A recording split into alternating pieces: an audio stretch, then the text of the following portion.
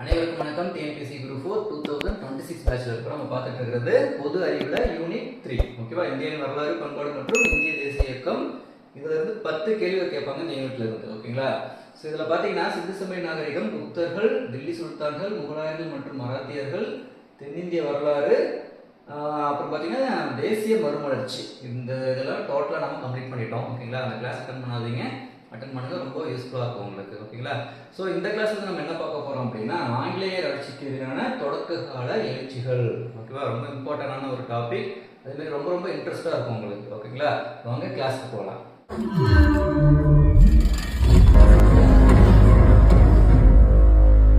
இந்த கிளாஸ்ல நம்ம என்ன பார்க்க போறோம் அப்படின்னா ஆங்கிலேயர் ஆட்சிக்கு எதிரான தொடக்க கால எழுச்சிகள். ஓகேங்களா? ஸோ ஆங்கிலேயர் வந்தான்னு பார்த்தீங்களா, அவங்க வரும்போது என்னென்ன எழுச்சிகள் எல்லாம் நம்ம பண்ணணும். ஓகேங்களா?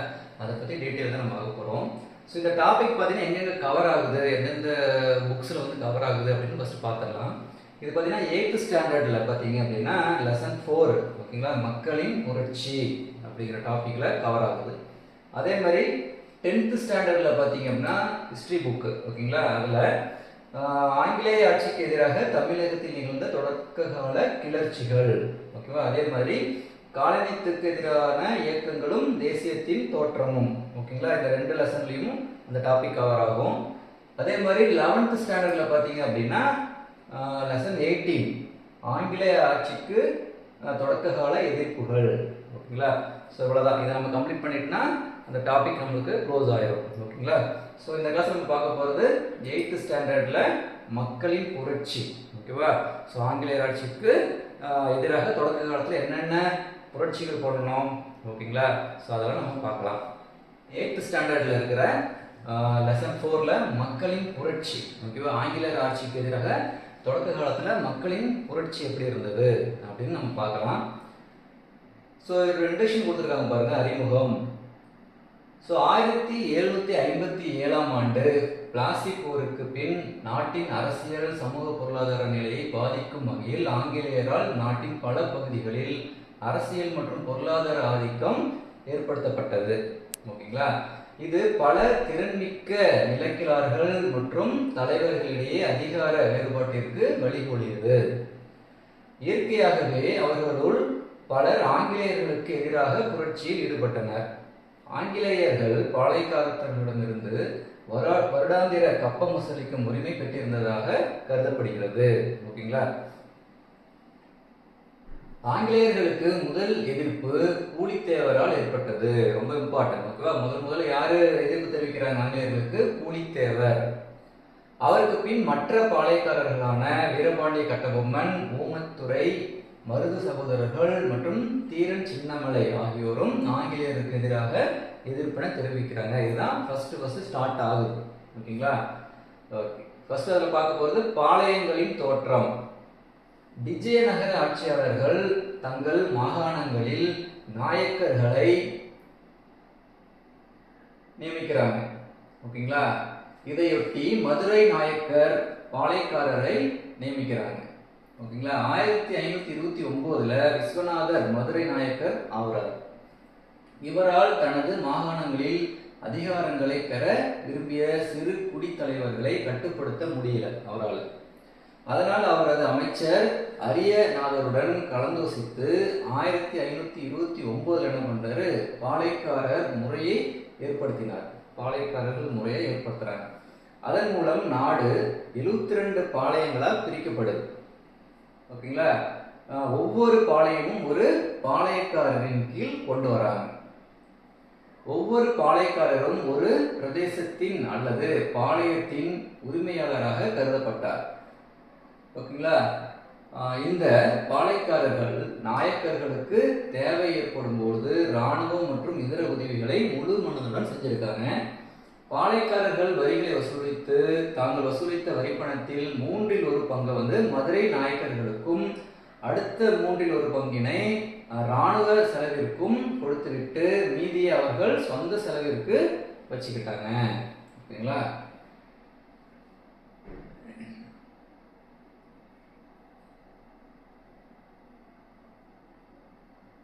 நெக்ஸ்ட் நம்ம பார்க்க போறது தென்னிந்தியாவில் தொடக்க கால புரட்சிகள்லாம் என்ன. பாளையக்காரர்கள் புரட்சி. அவங்க என்ன பண்ணாங்க? 17 மற்றும் 18ஆம் நூற்றாண்டில் தமிழ்நாட்டின் அரசியல் பாளையக்காரர்கள் முக்கிய பங்கு வகித்தனர். ஓகேவா? ஸோ அரசியலில் பாளையக்காரர்கள் தான் முக்கிய பங்கு வகிச்சிருக்காங்க. அவர்கள் தங்களை சுதந்திரமானவர்களாக கருதி கொண்டனர். யாரு? பாளையக்காரர்கள்.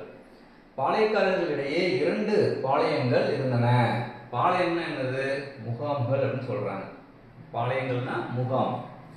அவை கிழக்கு பாளையம், மேற்கு பாளையம், ஓகேவா, என்பன ஆகும். கிழக்கு பாளையங்களில் இருந்த நாயக்கர்கள் கட்டபொம்மனின் கட்டுப்பாட்டின் கீழ் ஆட்சி செஞ்சிருக்காங்க. நல்லா ஞாபகம் வச்சுக்கோங்க. கிழக்குல இருந்த பாளையக்காரர்கள் வந்து கட்டபொம்மனின் கட்டுப்பாட்டின் கீழ் ஆட்சி செய்யறாங்க. மேற்கு பாளையங்களில் இருந்த மற்றவர்கள் பூலித்தேவரின் கட்டுப்பாட்டின் கீழ் ஆட்சி செய்யறாங்க. ஸோ யாரு வர? கட்டபொம்மன், பூலித்தேவர். ஓகேங்களா? இந்த 2 பாளையக்காரர்களும் ஆங்கிலேயருக்கு கப்பம் கட்ட மறுத்து கிளர்ச்சியில ஈடுபடுறாங்க. யாரு? பூலித்தேவரும் வீரபாண்டிய கட்டபொம்மனும். பாளையக்காரர்களுக்கும் கிழக்கிந்திய கம்பெனிக்கும் இடையே ஆரம்ப கால போராட்டங்கள் அரசியலில் ஒரு வலிமையான பரிமாணத்தை பெற்றது. 1792இல் கர்நாடக உடன்படிக்கையால் ஒருங்கிணைக்கப்பட்ட ஆங்கிலேய அதிகாரம் பாளையக்காரர்களின் மீது செலுத்தப்பட்டது. இந்த உடன்படிக்கையின்படி ஆங்கிலேயர்கள் வரி வசூல் செய்யும் உரிமையையும் பெறாங்க. அதன் விளைவாக பாளையக்காரர்களின் புரட்சி வெடிக்குது. ஃபர்ஸ்ட் இதுல பூலித்தேவர் பத்தி நம்ம பார்க்க போறோம். பூலித்தேவர்னா யாரு? ஓகேங்களா? இந்தியாவில் ஆங்கில ஆட்சியை எதிர்ப்பதில் தமிழ்நாட்டில் முன்னோடியாக இருந்தவர் பூலித்தேவர். அவர் திருநெல்வேலியின் அருகில் இருந்த நெற்கட்டும் செவல், ஓகேவா, என்ற பாளையத்தின் பாளையக்காரர் ஆவார்.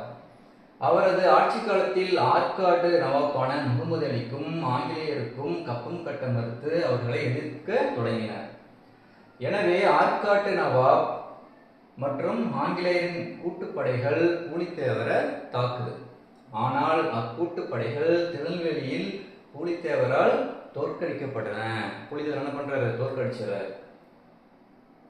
இந்தியாவில் ஆங்கிலேயருடன் போரிட்டு அவர்களை தோற்கடித்த முதல் இந்திய மன்னர் பூலித்தேவரே ஆவார். ஓகேங்களா? இந்த வெற்றிக்கு பிறகு பூலித்தேவர் நவாப் மற்றும் ஆங்கிலேயரை எதிர்க்க பாளையக்காரர்களின் கூட்டமைப்பை உருவாக்க முயற்சி செய்கிறார். 1759இல் யூசுப் கான் தலைமையிலான ஆற்காடு நவாப்பின் படைகள் நெற்கட்டும் செவலை தாக்குது. ஸோ அந்த நல்லூரில் பூலித்தேவர் தோற்கடிக்கப்படுறார். ஓகேங்களா? எந்த தோற்கடிச்சாங்க? அந்த நல்லூர் அப்படிங்கிற இடத்துல வந்து என்ன பண்றாங்க? பூலித்தேவரை தோற்கடிச்சிடுறாங்க. 1761ல் ஆற்காடு நவாப்பின் படைகள் நெற்கட்டு செவலை கைப்பற்றுது. பூலித்தேவர் தலைமறைவு வாழ்க்கை வாழ்ந்து 1764இல் நெற்கட்டும் செவலை மீண்டும் கைப்பற்றார். ஓகேங்களா? எத்தனை வருஷம் வச்சு பாருங்க. 61ல் நெற்கட்டும் செவலை கைப்பற்றாங்க. யாரு? ஆற்காடு நவாப் படைகள். ஓகேவா? அப்புறம் 1764 ஒரு 3 வருஷம் கேப்ல திரும்ப என்ன பண்றாரு? பூலித்தேவர் வந்து நெற்கட்டு செவலை மீண்டும் கைப்பற்றாரு. பிறகு அவர் 1767ல் கேப்டன் கேம்பெல் என்பவரால் தோற்கடிக்கப்படுறாரு திரும்பவும். பின்னாளில் பூலித்தேவர் தப்பித்து தலைவரமாக வாழ்ந்து தனது நோக்கம் நிறைவேறாமலேயே இறந்து போனார். ஓகேங்களா?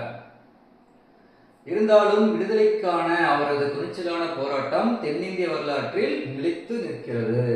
அடுத்து நம்ம பார்க்க போறது வீரபாண்டிய கட்டபொம்மன். பூலித்தேவர் பத்தி நம்ம பார்த்தோம். அடுத்தது யாரு? வீரபாண்டிய கட்டபொம்மன். பாண்டியர்களின் கீழ் நிலமானிய அடிப்படையில் பாஞ்சாலங்குறிச்சியை தலைநகராக கொண்டு ஜெகவீர பாண்டிய கட்டபொம்மன் வீரபாண்டியபுரத்தை ஆட்சி செய்தார். பின்னர் நாயக்கர்களின் ஆட்சியில் பாளையக்காரர் ஜெகவீர பாண்டியனுக்கு பின் அவரது மகன் வீரபாண்டிய கட்டபொம்மன் பாளையக்காரர் ஆவார். அவரது மனைவி ஜக்கம்மாள், சகோதரர்கள் ஊமைத்துறை மற்றும் சவத்தையா ஆவர். ஆற்காடு நவாப் பத்தி பார்க்க போறோம். விஜயநகர பேரரசின் வீழ்ச்சிக்கு பின் முகலாயர்கள் தெற்கில் தங்கள் மேலாண்மையை நிறுவியிருக்காங்க. கர்நாடகாவில் நவாப் முகலாயர்களின் பிரதிநிதியாக செயல்பட்டார். பாஞ்சாலங்குறிச்சி பாளையமும் நவாப்பின் ஆளுகையின் கீழ் கொண்டு வரப்பட்டது. எனவே அது நவாப்பிற்கு கப்பம் கட்ட பணிக்கப்பட்டது. ஆனால் 1792இல் ஏற்பட்ட கர்நாடக உடன்படிக்கை அரசியல் நிலைமைகளை முற்றிலும் மாற்றுது. கம்பெனி பாஞ்சாலங்குறிச்சியிலிருந்து வரி வசூல் செய்யும் உரிமையையும் பெற்றது. ஓகேவா? ஆங்கிலேய கிழக்கிந்திய கம்பெனி அப்படின்னு கொடுத்துருந்தாங்கன்னா ஆங்கிலேய கிழக்கிந்திய கம்பெனின்னு அர்த்தம். கப்பம் வசூலித்ததே கட்டபொம்மனுக்கும் ஆங்கிலேயருக்கும் இடையேயான மோதலுக்கான முதன்மையான காரணமாகும். ஓகேங்களா? ஸோ வரி வசூலிச்சாங்க பார்த்தீங்களா, அதுதான் பிரச்சனையாக வருது. கட்டபொம்மன் ஜாக்சன் சந்திப்பு. ராமநாதபுர கலெக்டர் காலின் ஜாக்சன் 1798 நிலுவைத் தொகையை செலுத்த சொல்லி கட்டபொம்மனுக்கு கடிதம் எழுதுறாரு. கட்டபொம்மனும் நாட்டின் பஞ்சத்தின் காரணமாக நிலுவையை செலுத்தும் சூழ்நிலையில் தான் இல்லை என்று பதில் கடிதம் எழுதுறாரு. எனவே கோபமடைந்த ஜாக்சன் கட்டபொம்மனை தண்டிக்க ஒரு படையை அனுப்ப முடிவு செய்கிறாரு. இருப்பினும் சென்னை அரசாங்கம் கட்டபொம்மனுக்கு அழைப்பு அனுப்பி ராமநாதபுரத்தில் ஒரு கலந்துரையாடலுக்கு ஏற்பாடு செய்யும்படி கலெக்டருக்கு வழிகாட்டுறாங்க. ஓகேவா? போர்லாம் போக வேணாம், உட்காந்து பேசுங்க அப்படின்னு சொல்றாங்க.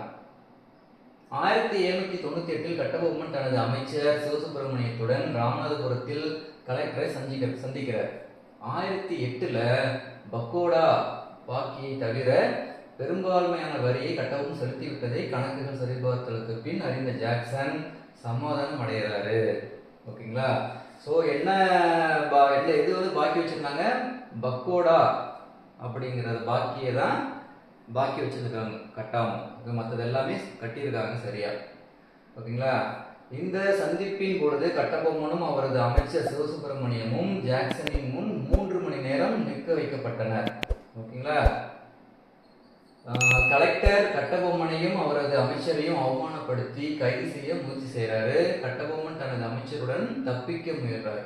உடனே ஊமத்துறை தனது வீரர்களுடன் கோட்டைக்குள் நுழைந்து கட்டபொம்மன் தப்பிக்க உதவி செய்கிறார். ஆனால் துரதிருஷ்டவசமாக சிவசுப்பிரமணியம் கைது செய்யப்பட்டாரு. அடுத்தது எட்வர்டு கிளைவ் மற்றும் கட்டபொம்மன். பாஞ்சாலங்குறிச்சி திரும்பிய பின் கட்டபொம்மன் கலெக்டர் காலின் ஜாக்சன் அவரிடம் நடந்து கொண்டதை விவரித்து சென்னை கவுன்சிலுக்கு ஒரு கடிதம் எழுதுறாரு. ஓகேங்களா? கடிதத்தை கண்ட சென்னை கவுன்சிலின் கவர்னர் எட்வர்டு கிளைவ் கட்டபொம்மனை சரணடைய ஆணையிடுறார். சென்னை கவுன்சில் கட்டபொம்மனை ஒரு குழுவின் முன்னிலையில் வர கோரியது. இதற்கிடையில் சிவசுப்பிரமணியம் விடுதலை செய்யப்பட்டதுடன் கலெக்டர் ஜாக்சன் அவருடைய தவறான அணுகுமுறைக்காக பதவி நீக்கமும் செஞ்சிடறாங்க. அவருக்கு பின் கலெக்டராக SR லூசிங்டன் நியமிக்கப்படுறார். பாளையக்காரர்களின் கூட்டமைப்பு. ஓகேங்களா? இச்சூழ்நிலையில் சிவகங்கையில் மருது பாண்டியர் அருகில் இருந்த பாளையக்காரர்களை ஒன்றிணைத்து ஆங்கிலேயர்களுக்கு எதிராக தென்னிந்திய கிளர்ச்சியாளர்களின் கூட்டமைப்பு அப்படிங்கிறத உருவாக்குறாங்க. இந்த கூட்டமைப்பு ஒரு பிரகடனத்தை வெளியிடுது. அது திருச்சிராப்பள்ளி அறிக்கை என அழைக்கப்பட்டது. புரியுங்களா? ரொம்ப இம்பார்ட்டன்ட். திருச்சிராப்பள்ளி அறிக்கை. கட்டபொம்மன் இந்த கூட்டமைப்பின் மீது ஆர்வத்துடன் இருந்தார். இந்த கிளர்ச்சி கூட்டமைப்பில் இணைய மறுத்த சிவகிரி பாளையத்தின் மீது கட்டபொம்மன் தனது செல்வாக்கை செலுத்த முயன்றார். ஓகேங்களா? கட்டபொம்மன் சிவகிரியை நோக்கி முன்னேறார். சிவகிரி பாளையக்காரர் கம்பெனிக்கு கப்பம் கட்டுவராக இருந்ததால் கம்பெனி கட்டபொம்மனின் சிவகிரி மீதான படையெடுப்பு தங்கள் அதிகாரத்திற்கு விடப்பட்ட சவாலாக கருதினர். எனவே கம்பெனியின் படைகள் பாஞ்சாலங்குறிச்சி நோக்கி செல்ல ஆணையிடப்பட்டது. பாஞ்சாலங்குறிச்சி வீழ்தல். 1799 செப்டம்பர் 5ஆம் நாள் மேஜர் வானர்மேன் தன்னுடைய படையை பாஞ்சாலங்குறிச்சி நோக்கி அனுப்புகிறார். ஆங்கிலேய படை பாஞ்சாலங்குறிச்சி கோட்டையில் அனைத்து செய்தி தொடர்புகளையும் துண்டிக்குது. கோலார்பட்டியில் நடந்த சண்டையில் சிவசுப்பிரமணியம் கைது செய்யப்படுறாரு. கட்டபொம்மன் புதுக்கோட்டைக்கு தப்பிச்சு செல்றார். களப்பூர் காடுகளில் மறைந்திருந்த கட்டபொம்மனை புதுக்கோட்டை ராஜா விஜய ரகுநாத தொண்டைமான் கைது செய்து கம்பெனியிடம் ஒப்படைக்கிறார். ஓகேங்களா? பாஞ்சாலங்குறிச்சி கோட்டை வீழ்ந்த பிறகு வானர்மேன் கைதிகளை பாளையக்காரர்களின் அவைக்கு அழைத்து சென்று ஒரு விசாரணைக்கு பிறகு அவர்களுக்கு மரண தண்டனையை விதிச்சிடுறாங்க. ஓகேங்களா? நாகலாபுரத்தில் சிவசுப்பிரமணியம் தூக்கிலிடப்படுறாரு. அக்டோபர் 16ஆம் நாள் பாளையக்காரர் அவையின் முன் கட்டபொம்மன் விசாரணைக்கப்படுறாரு. அடுத்த நாள் அக்டோபர் 16, 1799 அன்று கட்டபொம்மன் கயத்தார் என்ற இடத்தில் தூக்கிலிடப்படுறார். இவ்வாறான கட்டபொம்மனின் வீரம் பற்றி பல நாட்டுப்புற கதைப்பாடல்கள் இன்றும் பெருமையாக கூறுகின்றன. அவை அவருடைய நினைவை மக்களிடையே நீங்காமல் வைத்திருக்கின்றன. அடுத்து நம்ம பார்க்க போது வேலு நாச்சியார். ஓகேங்களா, சிவகங்கையின் ராணி வேலு நாச்சியார் ஆவார். சிவகங்கையின் ராணி, ஓகேவா, அப்படின்னு யார் சொல்றோம்? வேலு நாச்சியார்.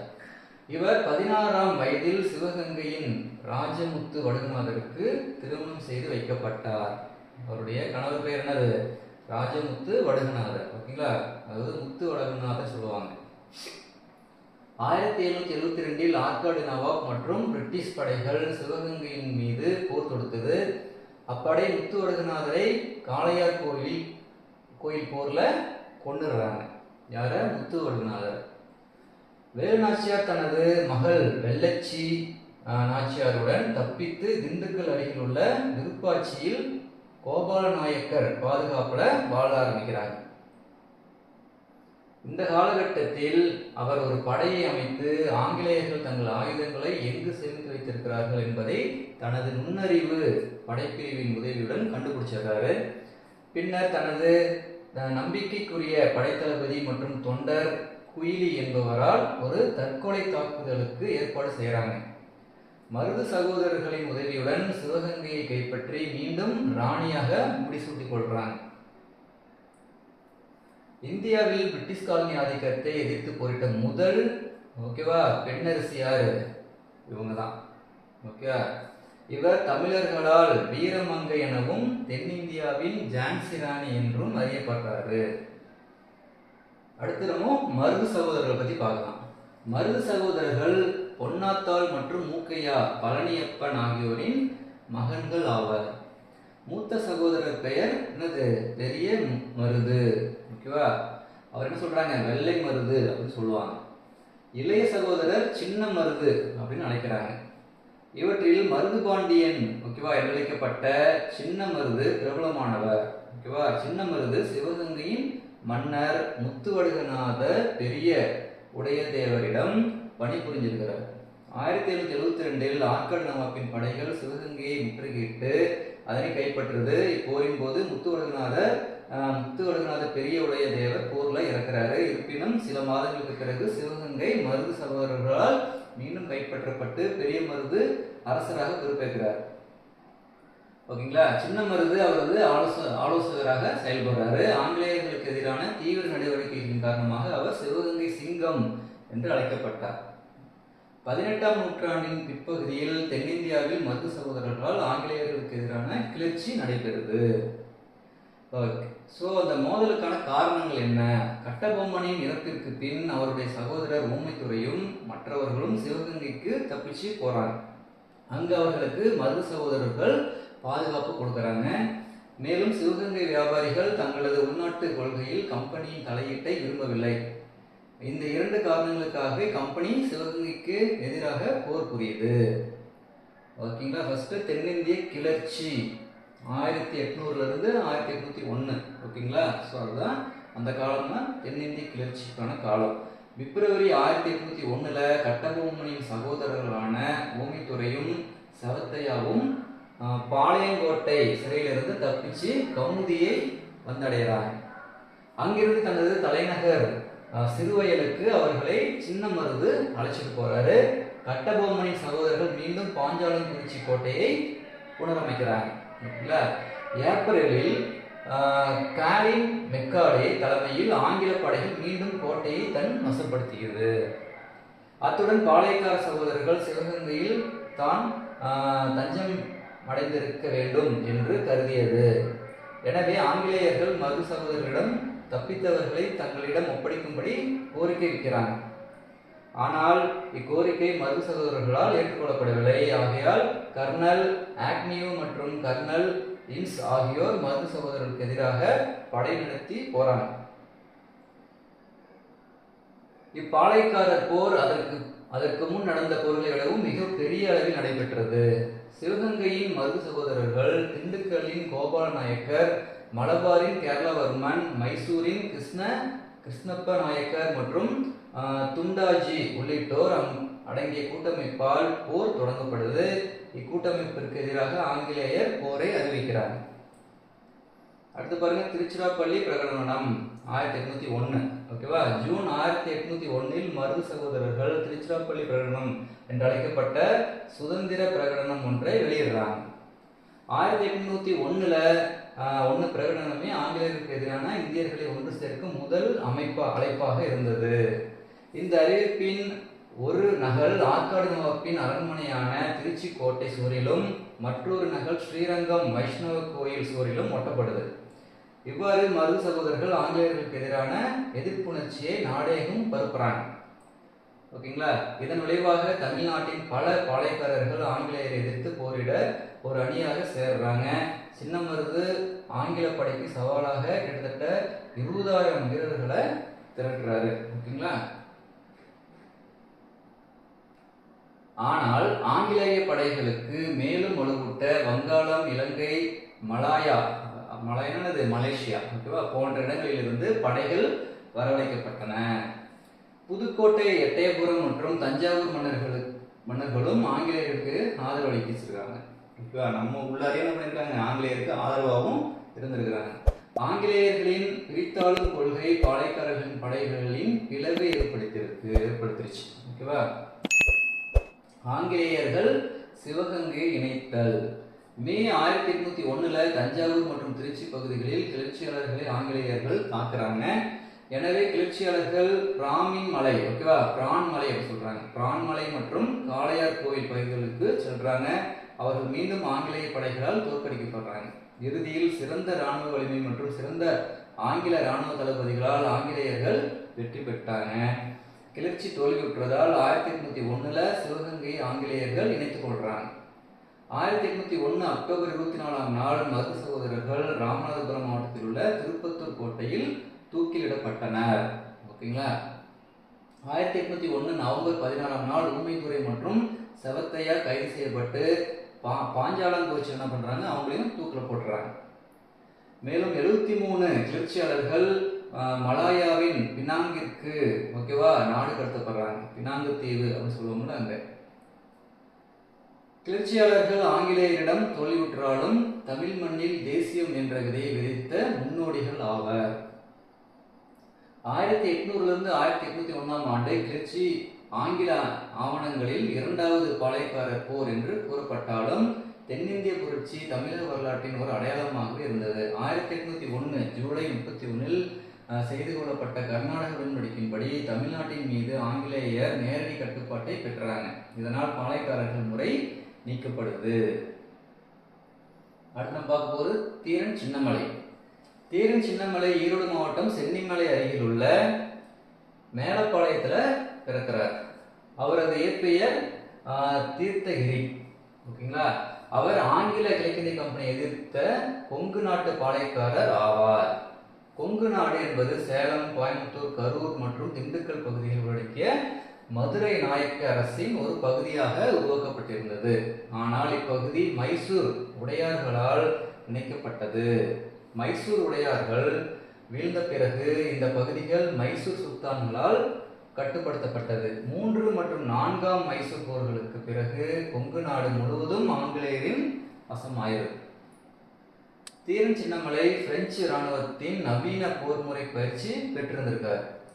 இவர் திப்பு சுல்தான் பக்கம் இருந்து ஆங்கிலேயருக்கு எதிராக போராடி வெற்றி பெற்றார். திப்பு சுல்தான் இறந்த பிறகு இவர் ஓடாநிலை என்ற இடத்தில் தங்கி ஆங்கிலேயரை தொடர்ந்து எதிர்த்து போராட அங்கு ஒரு கோட்டையை கற்றார். 1800 கோயம்புத்தூரில் ஆங்கிலேயரை தாக்க அவர் மராத்தியர் மற்றும் மருது சகோதரர்களின் உதவியை பெற முயற்சிக்கிறார். ஆனால் ஆங்கில படைகள் அக்கூட்டு படைகளை தடுத்து நிறுத்தியதால் தீரன் சின்னமலை மட்டும் கோயம்புத்தூரை தாக்கும் நிலைக்கு உள்ளாரார். அதனால் அவரது படை தோற்கடிக்கப்பட்டது. அவர் ஆங்கில படைகளிடமிருந்து தப்பித்த தீரன் சின்னமலை காவேரி, ஓடநிலை மற்றும் அரச்சலூர் போன்ற இடங்களில் நடைபெற்ற போர்களில் கொரில்லா போர் முறையில் ஆங்கில படைகளை தோற்கடிக்கிறாரு. இறுதி போரின் போது தீரன் சின்னமலை தனது சமையற்காரர் நல்லப்பன் என்பவரால் காட்டி கொடுக்கப்பட்டதால் 1805 சங்ககிரி கோட்டையில தூக்கு போட்டுறாங்க. நெக்ஸ்ட் நம்ம பார்க்க போறது வேலூர் கழகம் 1806.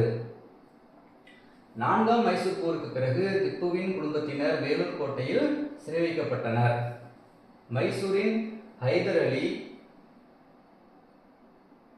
திப்பு சுல்தான் ஆகியோரின் பணியாளர்கள் மற்றும் வீரர்கள் 3000 பேரின் சொத்துக்கள் பறிமுதல் செய்யப்பட்டதால் அவர்கள் வேலூருக்கு அருகில் இடம்பெயர்றாங்க.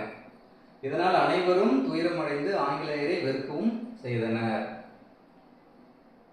வேலூர் கோட்டையானது பெரும்பாலான இந்திய வீரர்களை கொண்டிருந்தது.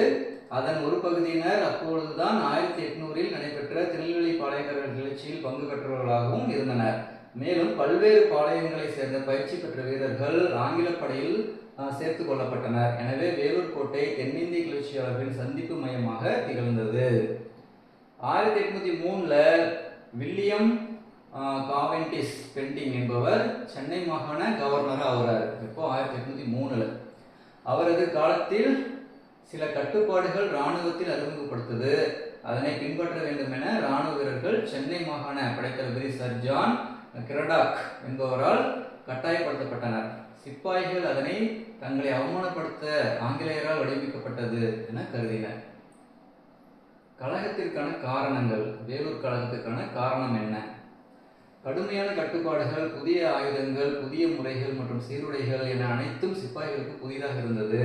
தாடி மற்றும் மீசையை மடித்து நேர்த்தியாக வைத்துக் கொள்ள சிப்பாய்கள் கேட்டுக்கொள்ளப்பட்டனர்.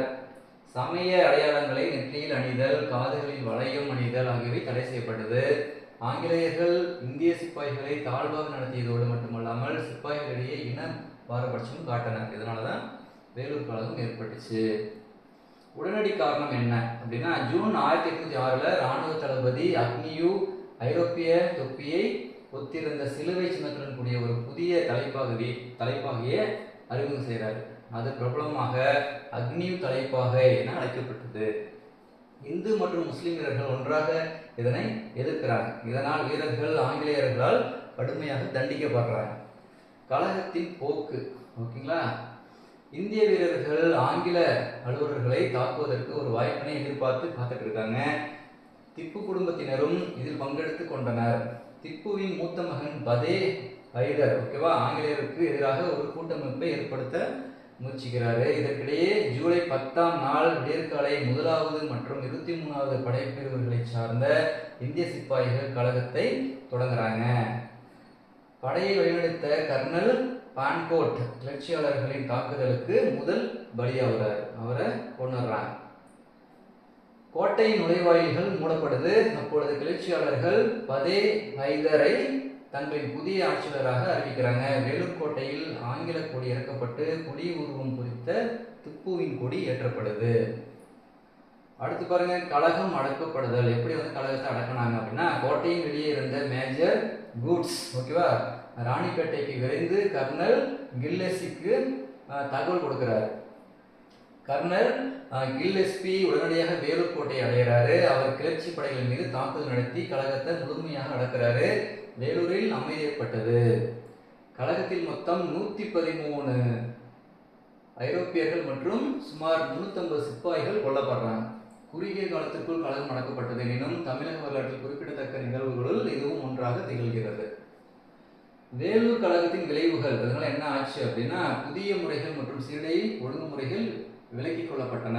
முன்னெச்சரிக்கை நடவடிக்கையாக திப்புவின் குடும்பத்தினர் வேலூரிலிருந்து கல்கத்தாவிற்கு அனுப்பப்பட்டாங்க. வில்லியம் காவென்டிஷ் பெண்டிங் பணி நீக்கம் செய்யப்பட்டார். கழகத்தின் தோல்விக்கான காரணம். இந்திய படை வீரர்களை வழிநடத்த சரியான தலைமை இல்லை.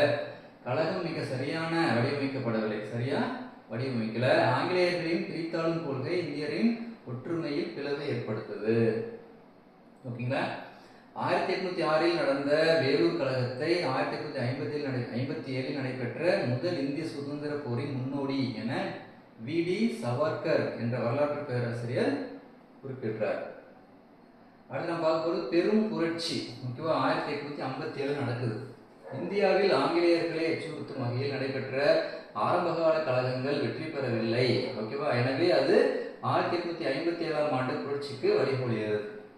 அதன் மூலம் கம்பெனி அதன் நாட்டிற்கு திரும்ப செல்லவும் ஆங்கிலேயர்களின் ஆட்சியை மக்களின் பெரும்பான்மையானோர் ஏற்கவில்லை என ஆங்கிலேயர்களை எண்ணவும் செய்தது. 1857 புரட்சியானது காலனி ஆட்சியினுடைய பண்பு மற்றும் கொள்கையின் விளைவாக உருவானது.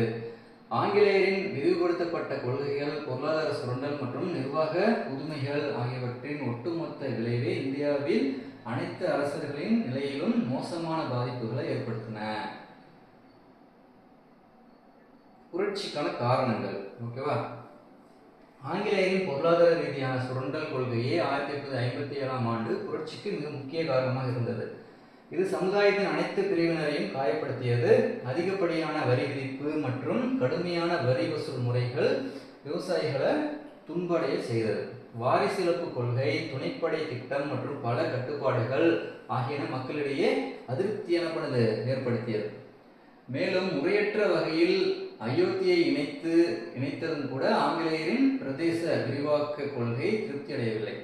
கிறிஸ்துவ சமய பரப்பு குழுவினரின் மதமாற்ற நடவடிக்கைகள் மக்களால் அச்சத்துடனும் சந்தேகத்துடனும் பார்க்கப்பட்டது.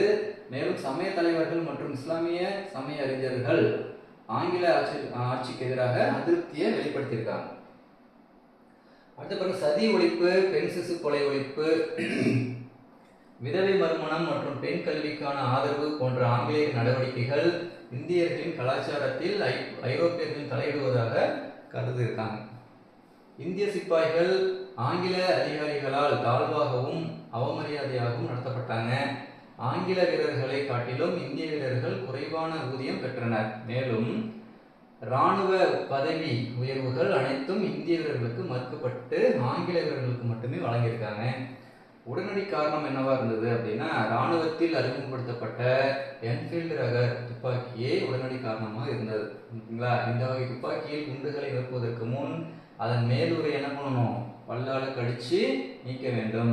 அதன் மேலுரையில் பசுவின் கொழுப்பு மற்றும் பன்றியின் கொழுப்பு தடவப்பட்டிருந்தது. ஓகேவா? எனவே இதனை இந்திய சிப்பாய்கள் தங்கள் மத உணர்வை புண்படுத்துவதாக கருதியிருக்காங்க. ஓகேங்களா? ஏனெனில் இந்துக்கள் பசுவை புனிதமாக கருதப்படுபவர்களாகவும் முஸ்லிம்கள் பன்றியை விற்பவர்களாகவும் இருந்தார்கள். ஆகையால் இந்து முஸ்லிம் வீரர்கள் என்ஃபீல்டு துப்பாக்கியை பயன்படுத்த மறுத்து புரட்சியில் ஈடுபடுறாங்க. இவ்வாறு கொழுப்பு தடவப்பட்ட தோட்டாக்கள் புரட்சிக்கு அடிப்படை மற்றும் உடனடி காரணமாக இருந்திருக்கு. கழகத்தின் தோற்றம் 1857 மார்ச் 29ஆம் நாள் பாரக்பூர்ல உள்ள வங்காள படைப்பிரிவைச் சேர்ந்த மங்கள் பாண்டே என்ற இளம் சிப்பாய் கொழுப்பு தடவப்பட்ட துப்பாக்கியை பயன்படுத்த மறுத்து தனது உயரதிகாரியை சுட்டு கொன்றார். அதனால் அவர் கைது செய்யப்பட்டு விசாரணைக்கு பின் தூக்கிலிடப்பட்டார். இந்த செய்தி பரவியதால் பல சிப்பாய்கள் என்ன பண்றாங்க? அங்கங்க புரட்சியில ஈடுபடுறாங்க. புரட்சியின் போக்கு. 1857 மே 10ஆம் நாள் மீரட்டில் 3ஆம் குதிரைப்படையைச் சேர்ந்த சிப்பாய்கள் சிறைச்சாலையை உடைத்து தங்களது சக படைவீரர்களை விடுவித்ததன் மூலம் வெளிப்படையாக புரட்சியில் ஈடுபடுறாங்க. அவர்கள் உடனே 11வது மற்றும் 20வது உள்ளூர் காலாட்படையினருடன் இணைந்தனர். மேலும் சிலர் ஆங்கில அலுவலர்களை கொலை செய்ததுடன் டெல்லிக்கு போறாங்க. ஓகேங்களா? டெல்லிக்கு வந்த மீரட் சிப்பாய்கள் மே 11ஆம் நாள் 2ஆம் பகதூர் ஷாவை இந்தியாவின் பேரரசராக அறிவிக்கிறாங்க. அதன் மூலம் டெல்லி பெரும் புரட்சியின் மையமாகவும் பகதூர் ஷா அதன் அடையாளமாகவும் விளங்கினார். புரட்சி மிக வேகமாக பரவுவது லக்னோ, கான்பூர், ஜான்சி, பரேலி, பீகார், பைசாபாத் மற்றும் வட இந்தியாவின் பல பகுதிகளில் கலகங்கள் ஏற்படுது. புரட்சியாளர்களுள் பலர் நிலக்கிழார்களிடம் தாங்கள் கொடுத்த பத்திரங்களை எரிக்க சொல்றாங்க. ஓகேங்களா? எரிக்க இதனை ஒரு நல்வாய்ப்பாக கருதியிருக்காங்க. ஆங்கில அரசு பலருடைய பட்டங்கள் ஓய்வூதியங்களை நீக்கியதால் ஆங்கில அரசை பழிவாங்குவதற்காக புரட்சியில் பலர் கலந்து கொண்டாங்க. கழகம் அடக்கப்படுதல். எப்படி அந்த கழகத்தை அடக்கினாங்க? கவர்னர் ஜெனரல் கானிங் பிரபு புரட்சி அடக்க உடனடியாக நடவடிக்கை எடுக்கிறாரு. அவர் சென்னை, பம்பாய், இலங்கை மற்றும் பர்மாவில் இருந்து படைகளை வரவழைக்கிறாரு. மேலும் அவரது சொந்த முயற்சியால் சீனாவில் இருந்த ஆங்கில படைகளை கல்கத்தாவில் வரவழைக்கிறாரு. விசுவாசமான சீக்கிய படைகளை உடனடியாக டெல்லிக்கு விரைந்து செல்லுமாறும் ஆணையிடுறாரு. இதன் மூலம் ஆங்கிலேயர் தாங்கள் இழந்த பகுதிகளை உடனே மீட்டிடுறாங்க. 1857 செப்டம்பர் 20 என்ன பண்றாங்க? படைத்தளபதி நிக்கல்சனால் டெல்லி மீண்டும் கைப்பற்றப்படுது. எனவே 2ஆம் பகதூர் ஷா ரங்கூனுக்கு நாடு கடத்தப்படுறாரு. அங்க அவர் 1862 என்ன பண்றாரு? இறந்துறாரு. கான்பூர் மீட்பு ராணுவ நடவடிக்கைகள் லக்னோ மீட்பு நடவடிக்கைகளுடன் நெருங்கிய தொடர்பு கொண்டிருந்தது. சர் காலின் கேம்பெல் கான்பூரை கைப்பற்றாரு. கான்பூரில் புரட்சியை வழிநடத்தி சென்ற நானா சாஹிப் தோற்கடிக்கப்படுறாரு. தோற்ற நானா சாஹிப் நேபாளத்திற்கு தப்பி ஓடுகிறாரு. அவரது நெருங்கிய நண்பர் தாத்தியா தோப்பே மத்திய இந்தியாவுக்கு தப்பிச்சு போறாரு. தப்பி அவர் தூங்கும் பொழுது கைது செய்யப்பட்டு கொல்லப்படுறார். ராணி லட்சுமிபாய் போர்க்களத்தில் கொல்லப்படுறாங்க. கன்வர் சிங் மற்றும் கான் பகதூர் கான் ஆகிய இருவரும் போர்ல இறந்துடுறாங்க. அயோத்தியின் பேகம் ஸ்திரத் மஹால் நேபாளத்தில் மறைந்து வாழும் நிலைக்கு தள்ளப்படுறாங்க. இவ்வாறாக புரட்சி முழுவதும் அடக்கப்படுது. 1859ஆம் ஆண்டில் இறுதியில் பிரிட்டிஷ் அதிகாரம் மீண்டும் இந்தியா முழுவதும் நிறுவப்பட்டது. ஓகே, இந்த கழகத்திற்கான தோல்வி என்ன, தோல்விக்கான காரணம் என்ன அப்படின்னா, கழகத்தின் தோல்விக்கு பல நிகழ்வுகள் காரணமாக அமைஞ்சது. என்னென்னு பார்க்கலாம். ஸோ ஃபர்ஸ்ட் பார்த்தீங்கன்னா, சரியான ஒருங்கிணைப்பு, ஒழுக்கம், கட்டுப்பாடு, பொதுவான திட்டம், மையப்படுத்தப்பட்ட தலைமை, நவீன ஆயுதங்கள் மற்றும் தொழில்நுட்பம் ஆகியவை புரட்சியாளர்களிடமே இல்லை. கழகத்தில் ஈடுபட்டவர்கள் ஆங்கில படைத்தளபதிகளுக்கு இணையானவர்களாக இல்லை. மேலும் ராணி லட்சுமிபாய், நானா சாஹிப் மற்றும் தாத்தியா தோப்பே ஆகியோர் தைரியமானவர்கள், ஆனால் சிறந்த தளபதியாக அவங்க இல்லை. வங்காளம், பம்பாய், சென்னை, மேற்கு பஞ்சாப் மற்றும் ராஜபுதனம் ஆகிய பகுதிகள் புரட்சியில் கலந்து கொள்ளவில்லை. இதுவும் ஒரு காரணம் சொல்றாங்க. நவீன கல்வி கற்ற இந்தியர்கள் ஆங்கில ஆட்சி மட்டுமே இந்திய சமுதாயத்தை சீர்திருத்த நவீனப்படுத்த முடியும் என நம்பியிருக்காங்க. எனவே அவர்கள் புரட்சியை ஆதரிக்கவில்லை. ஓகேவா? சீக்கியர்கள், ஆப்கானியர்கள் மற்றும் கூர்கா படைப்பிரிவினர் ஆங்கிலேயரின் சுவாசத்தை ஆங்கிலேயர் பெற்றிருக்காங்க. புரட்சி அடக்குவதில் கூர்கா படையினர் ஆங்கிலேயருக்கு உதவி செஞ்சிருக்காங்க. ஆங்கிலேயர்கள் சிறந்த ஆயுதங்கள், சிறந்த தளபதி மற்றும் சிறந்த ஒருங்கிணைப்பை கொண்டிருந்தாங்க. ஓகேங்களா? கழகத்தின் விளைவுகள். ஓகேவா? கழகத்தினால என்னென்ன நடந்தது, என்ன ஆச்சு அப்படின்னா, 1857ஆம் ஆண்டு கழகம் இந்திய வரலாற்றில் ஒரு திருப்பு முனையை ஏற்படுத்தியது. அது நிர்வாக முறை மற்றும் அரசின் கொள்கைகளில் மாற்றங்கள் ஏற்பட வழிகோலியது. 1858ஆம் ஆண்டு வெளியிடப்பட்ட விக்டோரியா மகாராணியின் பேரறிக்கையின் மூலம் இந்தியாவின் நிர்வாகம் கிழக்கிந்திய கம்பெனியிடமிருந்து ஆங்கில அரசுக்கு மாற்றப்படுது. ஓகேங்களா? கவர்னர் ஜெனரல் அதன் பிறகு வைஸ்ராய் என அழைக்கப்பட்டார். இயக்குனர் குழு மற்றும் கட்டுப்பாட்டு வாரியம் நீக்கப்பட்டு இந்திய விவகாரங்களை மேற்பார்வையிட செயலரின் தலைமையில் 15 உறுப்பினர்களை கொண்ட ஒரு சபை ஏற்படுத்தப்பட்டது. இந்திய ராணுவம் முற்றிலும் மாற்றியமைக்கப்பட்டது. அதிகப்படியான ஆங்கிலேயர்கள் ராணுவத்தில் பணியமர்த்தப்பட்டனர். பிரித்தல் மற்றும் எதிர் தாக்குதல் என்ற கொள்கை ஆங்கிலேய ராணுவ கொள்கையில் ஆதிக்கம் செலுத்தியது. உண்மையில் 1857ஆம் ஆண்டு புரட்சி இந்திய மக்கள் அனைவரையும் ஒருங்கிணைத்து இந்தியா ஒரு நாடு என்ற உணர்வை கொண்டு வருவதில் முக்கிய பங்கு ஆற்றியிருக்கு. பெரும் புரட்சி நவீன தேசிய இயக்கம் தோன்ற வழிவகுத்திருக்கு. 1857ஆம் ஆண்டு பெரும் புரட்சி 20ஆம் நூற்றாண்டின் தொடக்கமாக இருந்தது. வி.டி. சவார்கர் முதல் இந்திய சுதந்திர போர் என்ற தனது நூலில் 1857ஆம் ஆண்டு பெரும் புரட்சியை ஒரு திட்டமிடப்பட்ட தேசிய சுதந்திர போர் அப்படின்னு விவரிக்கிறார். ஓகேங்களா? ஓகே, ஸோ இதோட என்னாச்சு, உங்களுக்கு 8th ஸ்டாண்டர்டில் இருக்கிற டாபிக் வந்து கம்ப்ளீட் ஆகுது. ஓகேங்களா? ஸோ இதில் பாருங்க, கழகங்கள்லாம் எங்கே நடந்தது, அதில் யாராவது இருந்தாங்க, தலைவர்கள் பேர். ஓகேங்களா? அதை அடக்கிய ஆங்கிலேய அதிகாரிகள் யார் அப்படின்னு சொல்லி ஒரு டேபிள் கொடுத்துருக்காங்க. ஓகேவா? கழகம் நடைபெற்ற இடங்கள், இந்திய தலைவர்கள், கழகத்தை அடக்கிய ஆங்கிலேய அதிகாரிகள். ஸோ டெல்லியில் நடைபெற்ற கழகம் யார் வந்து அது பண்ணனா, 2ஆம் பகதூர் ஷா. ஓகேவா? ஜான் நிக்கல்சன் வந்து அதை அடக்கியிருக்காரு. லக்னோ நடைபெற்ற கழகம். ஓகேவா? பேகம் அஸ்ரத் மஹால். இந்த கழகத்தை அடக்குனது ஹென்றி லாரன்ஸ். அடுத்து பாருங்க, கான்பூர் கழகம். ஓகேவா? நானா சாஹிப். அடக்குனது யாரு? Sir Colin Campbell. ஓகேவா? அடுத்தது கான்பூர், நானா சாஹிப், காலின் கேம்பெல். அப்புறம் ஜான்சி அண்ட் குவாலியர், ராணி லட்சுமிபாய், தாத்தியா தோப்பே, ஜெனரல் கக்ரோஸ். அப்புறம் கரைலி, Khan Bahadur Khan, sir Colin Campbell. Bihar நடப்பட்ட கழகம், அதை யார் பண்ணா? கன்வர் சிங். ஓகேவா? William tailor.